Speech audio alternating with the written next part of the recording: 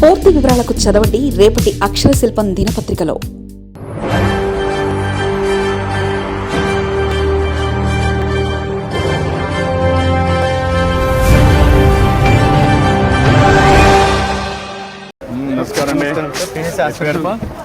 Doctor V Balakrishna Reddy sir, PSC hospital medical officer. గత 3 సంవత్సరాల నుండి ఇక్కడ సర్వీసెస్. నీ పేరమ్మా? దుర్గాబాయి సార్. దుర్గాబాయి. 3 years నుంచి చేస్తున్నాను సార్. ఓకే అమ్మా. ఏం చేస్తావు నువ్వు? నేను medical officer sir. Medical officer. నువ్వమ్మా? Staff nurse. పేరు సువర్ణ సార్. సువర్ణ. డ్రమ్ ఏంటమ్మా ఏంటి చెప్పండి. సార్ మన పిహెచ్సి హాస్పిటల్ పరిధిలో 35,000 జనాభా ఉంది సార్. మనకు 8 ఆయుష్మాన్ ఆరోగ్య మందిరాలు ఉన్నాయి సార్. మనకు యావరేజ్గా రోజుకి 70-80 ఓపీ నమోదు అవుతుంది సార్. 70-80 ఉంటుంది సార్. ఇన్పేషెంట్స్ నెలకి 100 మంది పైన పైచీలు అవుతాయి సార్. అడ్మిషన్స్ అవుతుంది సార్ మనకు 100 మంది ఇన్పేషెంట్స్. తర్వాత మనకు మన పిహెచ్సిలో డెలివరీస్ బాగా అవుతాయి sir. And average 30 to 40 normal deliveries అవుతాయి సార్. మన దగ్గర నెలకు అవుతాయి సార్. తర్వాత యావరేజ్ ఒక డెలివరీ ఉంటుందా? 30-40 అంటే ఒకటి కంటే ఎక్కువ ఉంటాయి. యాక్చువల్లీ మనకు సంజీవిని సర్వీసెస్ 1 వీక్ నుంచి మనం ఇస్తున్నాం సార్.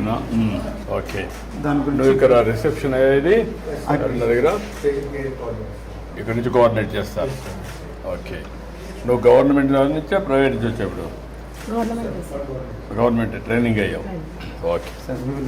విత్ యువర్ పర్మిషన్ మనకు వీపాడ్ రూమ్లో కేసు ప్రజెంటేషన్ ఉంటారు సార్. నమస్కారమ్మా. నమస్కారమ్మా. రండి కూర్చోండి. ఏం చెప్పండి. సత్యవతి డాక్టర్. ఎక్కడమ్మా? డిఎంహెచ్ఓ. Deputy DMHO. ఓకే. ఈరోజు ఒక లెర్నింగ్ సెషన్ సంజీవని ప్లాట్ఫామ్ మీద లెర్నింగ్ సెషన్ ప్లాన్ చేశాం సార్. ఎక్స్చేంజ్ ఆఫ్ నాలెడ్జ్ కూడా ఉంటుంది సార్. దీంట్లో పార్టిసిపేట్ చేయడానికి గైనకాలజిస్ట్ ఉన్నారు, పీడియాట్రిషియన్స్ ఉన్నారు, అలాగే మెడికల్ ఆఫీసర్స్ ఫ్రమ్ 7 PHCs ఉన్నారు సార్. వాళ్ళు కూడా వాళ్ళ experiences same kind of experiences face చేశారు. సో దీనికోసం ఈ ఒక కేసు గురించి డిస్కస్ చేయాలనుకున్నాం సార్. ఇది ఒక కాంప్లికేటెడ్ డెలివరీ కేసు. హాస్పిటల్ పిహెచ్సిలో మా డాక్టర్ బాలకృష్ణ గారు డెలివరీ చేసి మదర్ని బేబీని ఇద్దరికి సేఫ్గా డిశ్చార్జ్ అయ్యేటట్టు చేశారు సార్. యాక్చువల్లీ జూన్ ఈ కేసు రీసెంట్గానే జరిగింది సార్. జూన్ 12వ తారీఖున ఒక 9 నెలల గర్భవతి కడుపు నొప్పిగా ఉంది అని రాత్రి పూట వచ్చింది సార్ ఇక్కడ పిహెచ్సికి. స్టాఫ్ వెంటనే ఆమెను పరీక్షించి ఆమె ఇప్పుడిప్పుడే కాన్పు నొప్పులు మొదలైనవి అంటే అర్లీ లేబర్లో ఉంది అని చూసి అడ్మిట్ చేసుకున్నారు సార్. ఆ సమయంలో ఆమె కండిషన్ బిడ్డ కండిషన్ అంతా బాగుంది సార్. తర్వాత ఆమెకు గ్రాడ్యువల్గా మెల్లమెల్లగా కాన్పు నొప్పులు ఎక్కువ అవుతూ వచ్చినాయి సార్. 12 గంటల సమయంలో ఆమెకు మెంబ్రెన్స్ రప్చర్ అని చెప్తాం సార్. అంటే ఉమ్మనీరు బయటకు వచ్చింది. సో ఆ ఉమ్మనీరు మామూలుగా అయితే కలర్లెస్ ఉంటుంది సార్. ఆ లైట్ పేల్ ఎల్లో కలర్ ఉంటుంది, కానీ ఈమెకు గ్రీన్ కలర్లో ఉంది సార్. అలా గ్రీన్ కలర్లో ఎప్పుడు వస్తుంది అంటే పుట్టబోయే బిడ్డ తల్లి గర్భంలోనే మోషన్ పాస్ చేస్తే అప్పుడు గ్రీన్ కలర్ అయిపోతుంది సార్. ఒకవేళ during the process of delivery ఆ బిడ్డ ఆ నీళ్లు మింగితే వెంటనే ఏడవలేదు, మళ్ళీ ఊపిరి తీసుకోవడం కూడా కష్టంగా ఉంటుంది సార్. సో ఇట్లా పరిస్థితిలో మామూలుగా అయితే పిహెచ్సిలో డెలివరీ చేయడం కష్టం సార్. ఎందుకంటే బేబీకి పీడియాట్రిషియన్ కేర్ కావాలి కాబట్టి.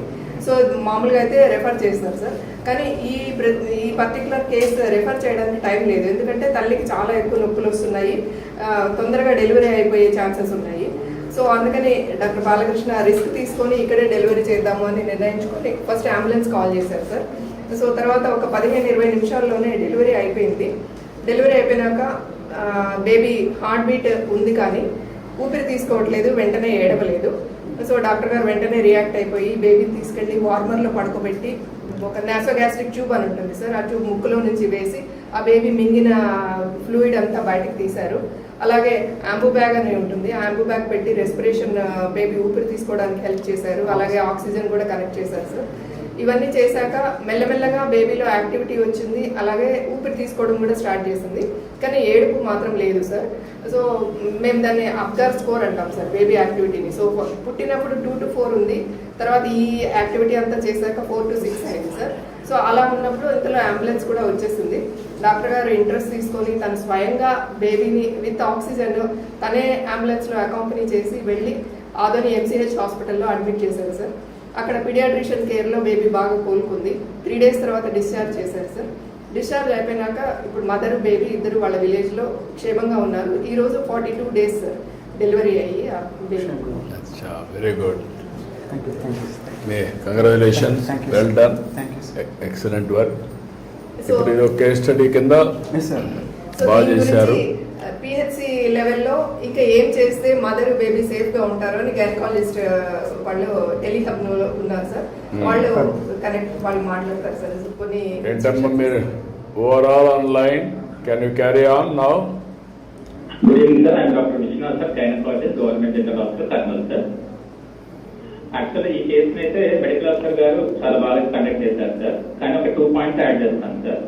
ఇలా ఉన్న నీళ్ళలో మనకు మెకోనియం పోతుందంటే బేబీకి బ్లడ్ సప్లై తగ్గుతుందని ఒక ఇండికేషన్ సార్.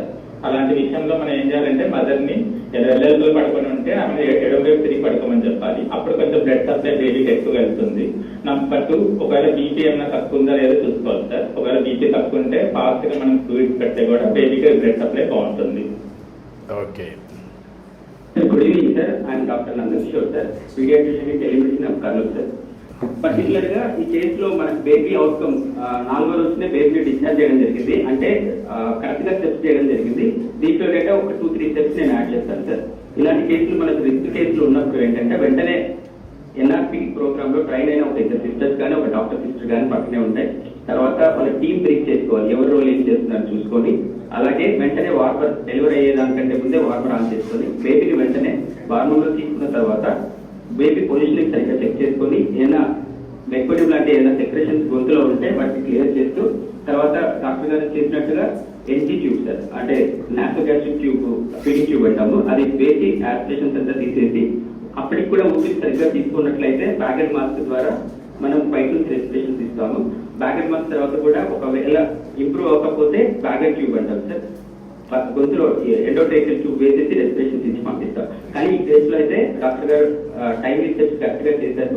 అండ్ ఈ రోజు మనం బేబీ డిశ్చార్జ్ చేయగలుగుతాం సార్. కాబట్టి ఈ స్టెప్స్ అన్ని పర్ఫెక్ట్ గా జరిగాయి ఈ కేసులో. Okay.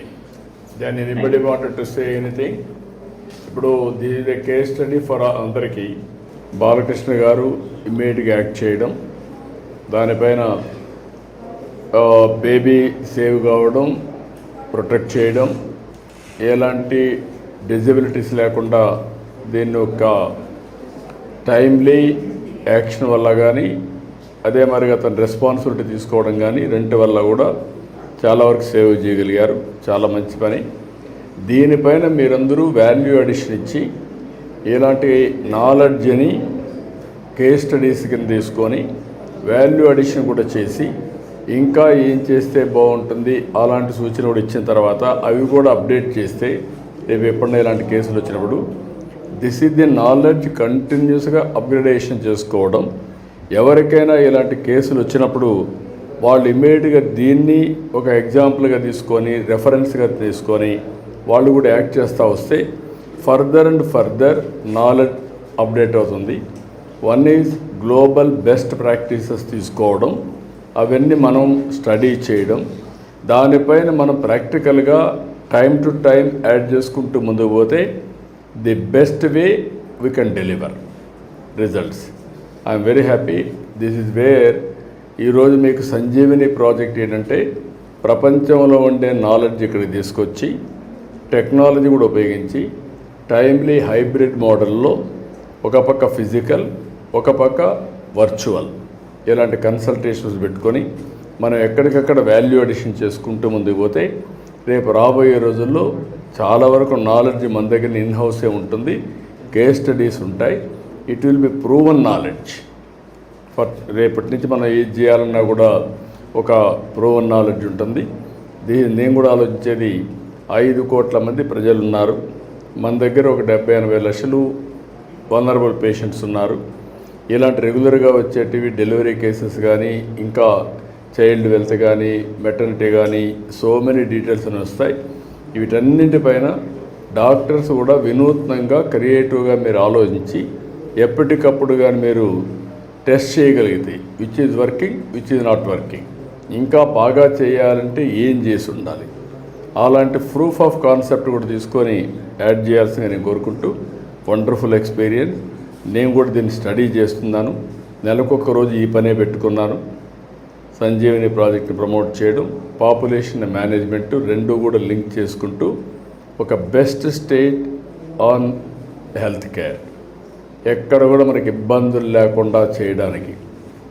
Money is not the issue, money save చేయొచ్చు.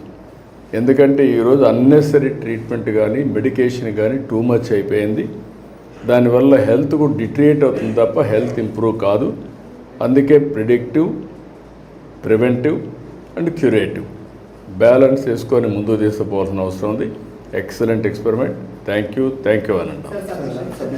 తల్లి మదరు వన్ టేస్ట్ చేస్తాం, వాళ్ళ తల్లి. ఏంటమ్మా నీ అనుభవం ఏంటమ్మా? చెప్పమ్మా తల్లి. నమస్కారం అమ్మా, చెప్పమ్మా, గట్టిగా మాట్లాడు.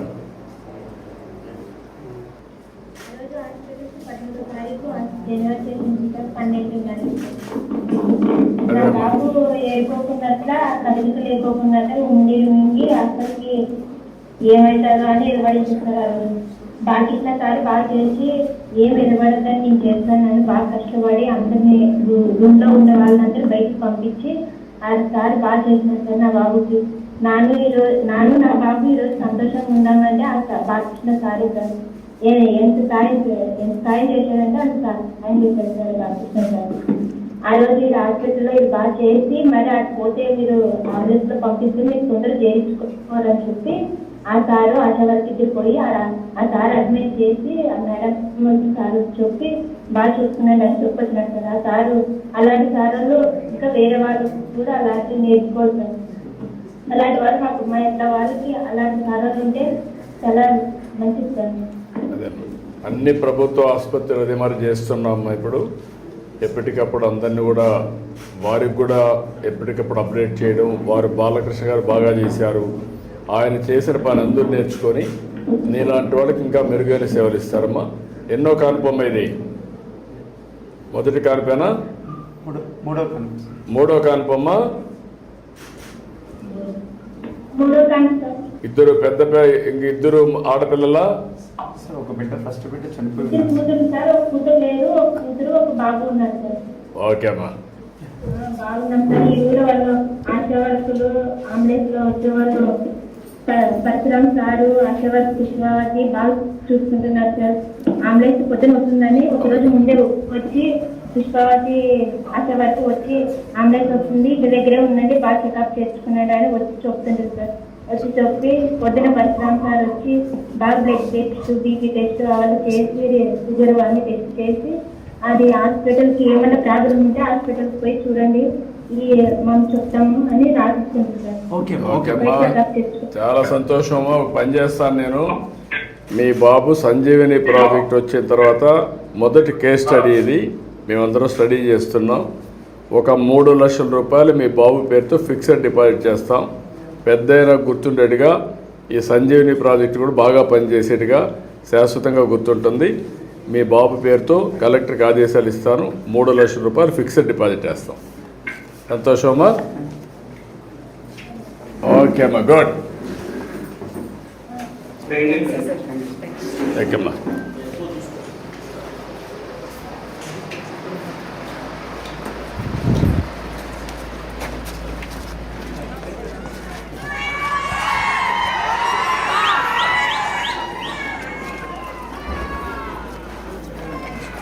చెట్లు కూడా బాగా పెట్టండి. మీరు పెట్టారా? ఎవరు పెట్టారు ఈ మొక్కలు? మేమే నాకు ఇక్కడ క్లీన్ చేసే వాళ్ళకి పెట్టి ఇది కూడా పెట్టి ల్యాండ్స్కేపింగ్ కూడా శుభ్రంగా చేస్తే పరిశుభ్రంగా బాగా వస్తుంది.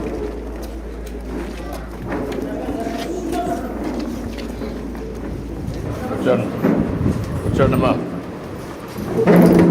ఏంటమ్మా? గుడ్.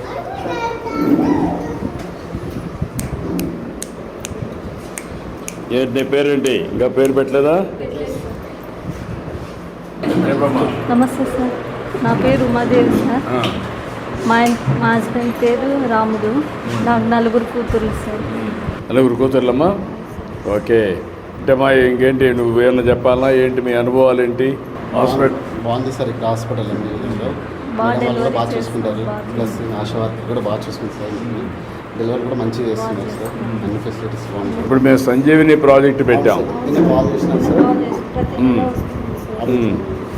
మీరు అవన్నీ దానివల్ల మీకు లాభం ఉందమ్మా సంజీవిని ప్రాజెక్ట్ వల్ల? ఏంటి ఏం అర్థం చేసుకున్నారు మీరు సంజీవిని ప్రాజెక్టు? మేము ఇంట్లోనే ఉండి అన్నీ కనుక్కోవచ్చు సార్. టోల్ ఫ్రీ నెంబర్ కూడా చెప్పారు 155-337 అని. ఆ నెంబర్ మళ్ళీ డాక్టర్ని కూడా ముందుగానే బుక్ చేసుకోవచ్చు, మీరు వచ్చి చూసుకువెళ్ళచ్చు అని చెప్పారు.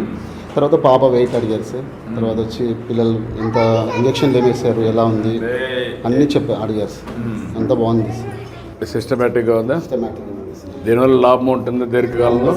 సార్ మాకు ఇప్పుడు మారుమూల గ్రామంలో ఉన్న వాళ్ళు మేము సార్, అడుగు ఒకసారి రాకుండా ఎప్పుడు రావాలనో వెయిట్ చేయకుండా అవును సార్, అన్నీ చేస్తున్నాం. బాగుంది సార్. యా ఏంటమ్మా నువ్వేంటమ్మా ఇప్పుడు నీకు ఎప్పటికప్పుడు పిలుస్తున్నారమ్మా? ఏఎన్ఎం వస్తా ఉందమ్మా ముందుకి ఇప్పటికి? నువ్వు భర్తవా? ఏంటి చెప్పు, ఎన్నో కాన్పు? 5వ కాన్పు సార్. 5వ 5వ కాన్పు. ఫస్ట్ బాబు చనిపోయినాడు సార్, డెలివరీ అయినా కర్నూలులో కాన్పోయింటే డెలివరీ. మరి తర్వాత పాప సార్, మరి తర్వాత బాబు చనిపోయినాడు సార్, మరి తర్వాత పాప, మళ్ళీ ఇప్పుడు ప్రెగ్నెన్సీ 8 నెలలు.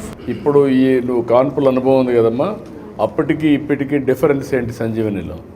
బాగుండదు సార్, అన్ని ట్రీట్మెంట్లు అన్ని సంజీవని గురించి అన్నీ చెప్తున్నారు, అన్నీ ఏమేమి తీసుకోవాలో అన్నీ ఆరోగ్యంగా అన్నీ చెప్తున్నారు సార్. ఈ ప్రాజెక్ట్ వల్ల కొంచెం బెటర్గా అయిందా? బాగుంది సార్. నువ్వు కూడా బాధ్యత తీసుకుంటున్నావా? ఆవిడ బాధ్యత నీకు కూడా బాధ్యత ఉందా? ఇద్దరు కలిసి చేసుకుంటున్నారా? గుడ్, ఐఎమ్ వెరీ హ్యాపీ అమ్మా, చాలా సంతోషం. ఈ ప్రాజెక్ట్ని పెద్ద ఎత్తున తీసుకున్నాం, సక్సెస్ కావాలి, చేద్దాం. కూర్చో. నువ్వేంటమ్మా? ఏంటి బాబు? రే ఏంట్రా ఎట్రా ఎట్రా రారా, నీ పేరేంటి? నీ పేరే? నువ్వు బాయాడిగా ఉన్నావు, నువ్వు బాగా మాట్లాడుతున్నావు.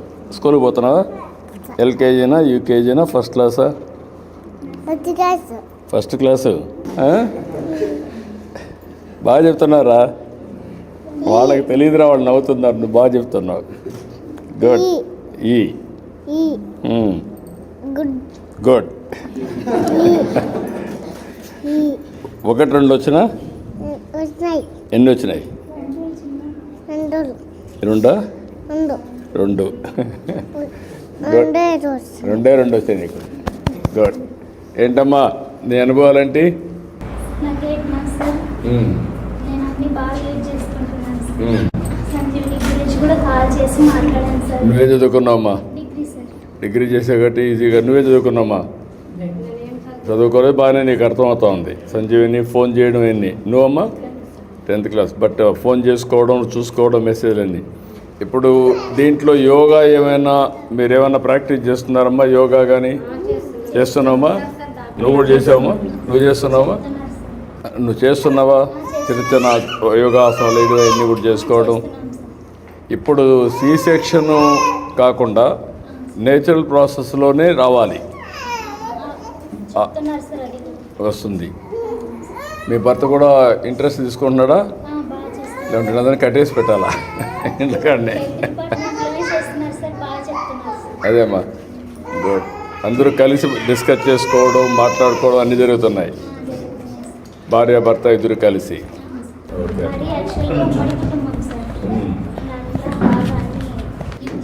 మీ కుటుంబంలో ఎవరు ఉంటారమ్మా? మీకు నాన్న కావాలమ్మా?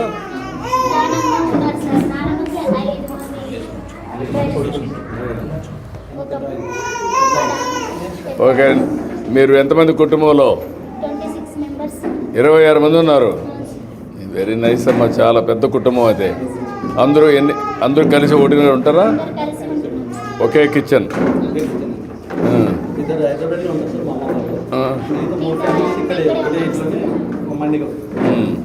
ఓకే అమ్మా. మీరు ఎంతమంది అమ్మా మీ కుటుంబంలో? మీ ఇద్దరైనా భార్య భర్తనా? అందరూ కలిసి ఉన్నారా? ఎంతమంది మీరు మొత్తం? 13 మంది కలిసి ఉన్నారా? Very nice. కొత్తగా ఇంటి ఉన్నాయి ఇవన్నీ, నేను ఇప్పుడు ఎక్కడా లేరు. నువ్వమ్మా? మీరు ఎంతమంది అమ్మా? 5 మంది కలిసి ఉన్నారు. చాలా సంతోషము. మీరు చూసినప్పుడు ఒక కొత్త అనుభూతి నాకు. నేను కూడా పెద్ద కుటుంబాలు ఉండాలని, పెద్ద కుటుంబాలని నేను కూడా ప్రోత్సహించాలని, అదే మరి టెక్నాలజీ బాగా ఉపయోగించారు మీరు. సంజీవిని బిగినింగ్ మాత్రం దీని రాష్ట్రం అంతా కూడా స్కేలప్ చేస్తాం.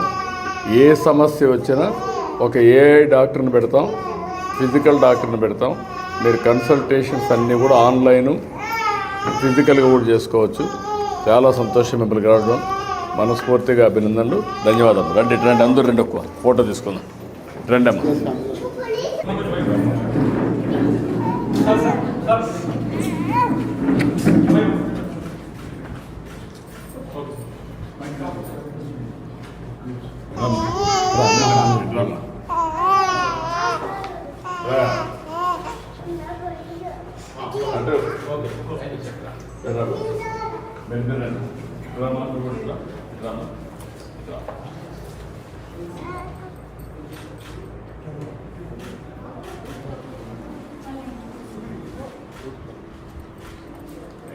రండి ఎదురండి.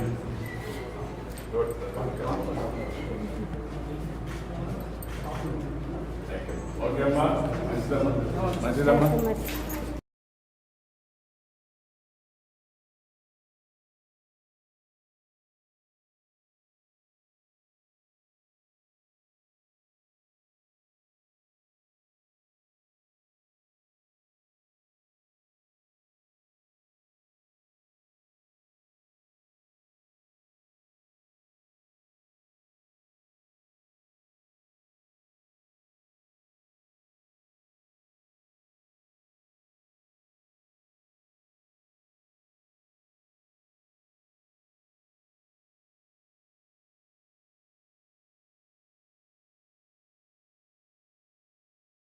మరిన్ని కథనాల కోసం సబ్స్క్రైబ్ చేసుకోండి మీ అక్షర శిల్పం. పూర్తి వివరాలకు చదవండి రేపటి అక్షర శిల్పం దినపత్రికలో.